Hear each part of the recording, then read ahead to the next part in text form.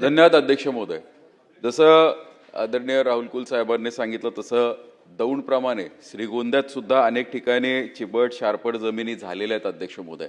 आमच्या मतदारसंघामध्ये सांगवी, निमगाव, खोलू, कवठा या परिसरामध्ये श्री संतोष दिनकर भोईटे एका शेतकऱ्याने एक सेंट्रल ड्रेन आणि नंतर बायलॅटरल्स घेऊन ही शारपट जमीन परत पिकवलेली आहे.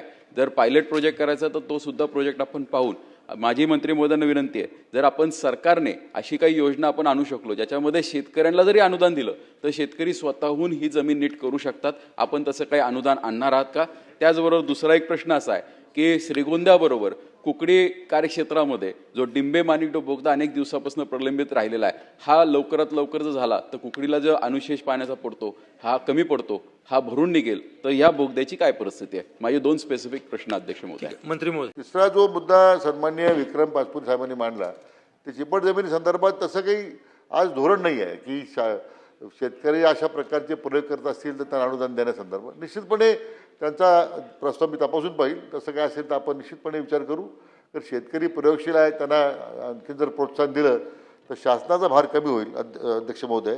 आणि अध्यक्ष महोदय, जो डिंबे धरणाच्या संदर्भातला जो मुद्दा आहे कुकडीच्या बाबतीतला, निश्चितपणे त्या बोगद्याचं काम अनेक वर्ष प्रलंबित आहे. सातत्यानं आता लवकर अध्यक्ष महोदय त्याला मान्यता देऊन त्या कामाला सुरुवात करण्यात येईल.